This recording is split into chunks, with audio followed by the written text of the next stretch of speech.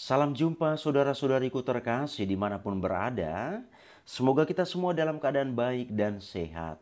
Dan semoga Tuhan yang Maha Baik selalu dan senantiasa menyertai kita.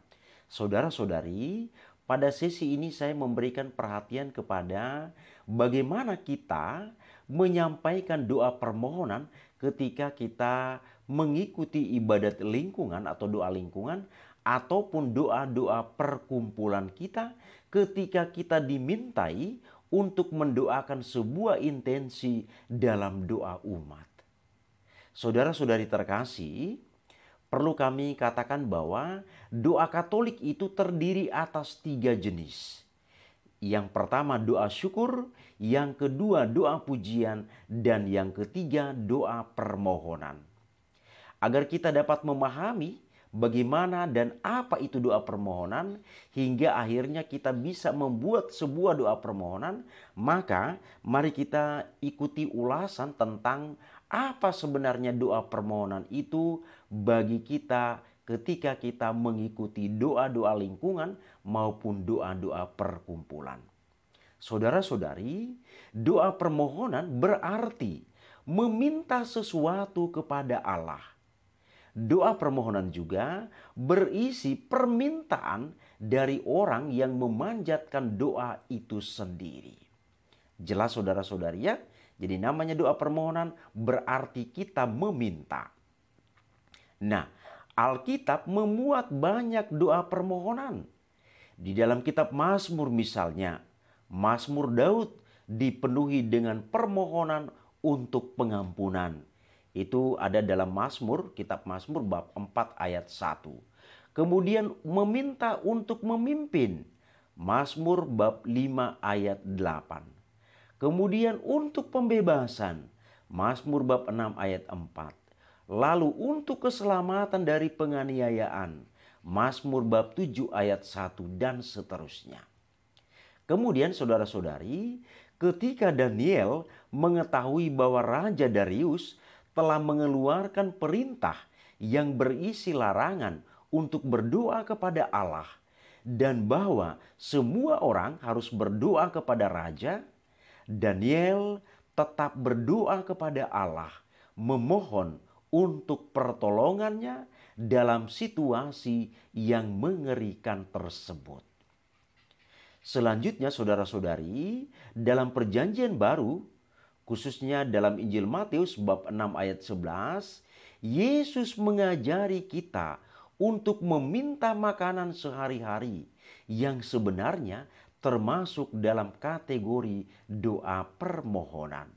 Selain itu, dalam Injil Lukas bab 18 ayat 1 sampai 8, Yesus mengajari kita untuk tidak jemu-jemunya berdoa untuk segala kebutuhan kita.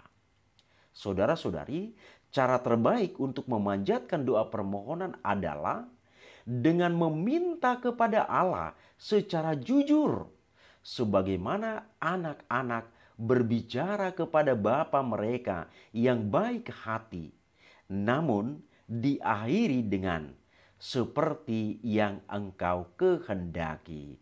Ini tertulis dengan jelas dalam Injil Matius bab 26 ayat 39. Selanjutnya kita juga diminta untuk berserah penuh kepada kehendaknya. Saudara-saudariku terkasih, inilah kira-kira ulasan atau uraian tentang doa permohonan.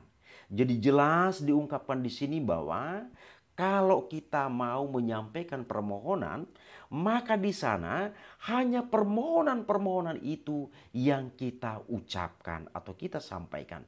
Tidak kita tambahi yang lain-lain lagi.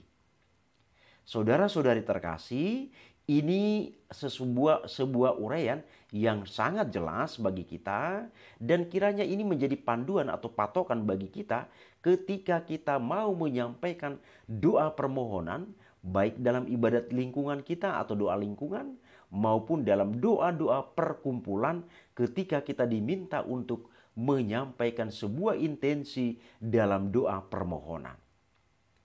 Saya buat sebuah contoh. Ini doa permohonan dari uraian yang kita lihat ini. Contoh doa permohonannya kurang lebih seperti ini. Misalnya saya diminta untuk mendoakan keluarga yang kita kunjungi atau tempat kita berdoa lingkungan pada saat itu.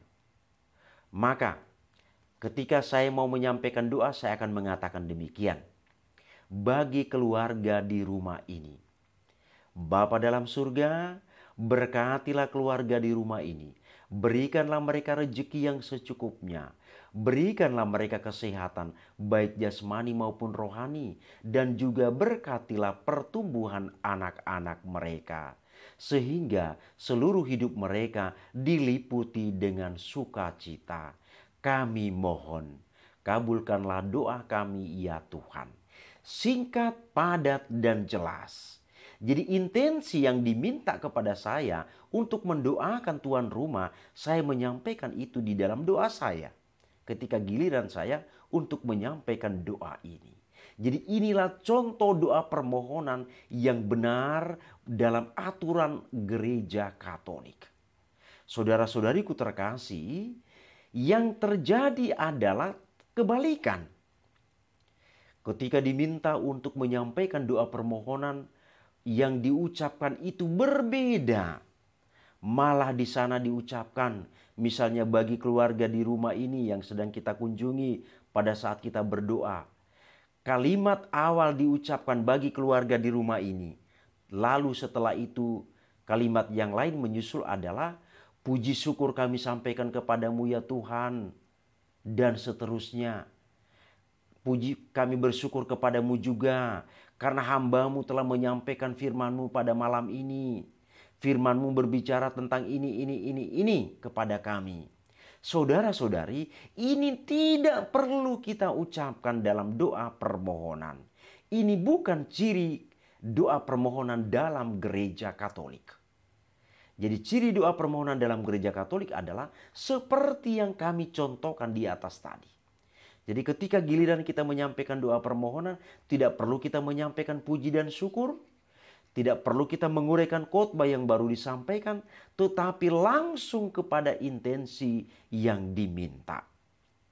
Nah, karena doa kita berbelit-belit, akhirnya waktu untuk doa permohonan itu begitu banyak. Umat yang hadir di sana mulai resah, mulai tidak nyaman karena doa permohonan terlalu panjang. Bayangkan saudara-saudari, ada 4 orang dihunjuk atau diminta untuk menyampaikan doa permohonan. Kemudian keempat orang yang menyampaikan doa permohonan itu dengan gaya berdoa yang sama. Maka dapat kita bayangkan untuk doa permohonan saja waktu begitu banyak kita habiskan di sana. Jadi doa permohonan itu atau intensi itu tidak tersampaikan lagi karena banyak hal yang kita ucapkan di sana. Demikianlah ulasan singkat saudara-saudari tentang doa permohonan. Semoga bermanfaat bagi kita.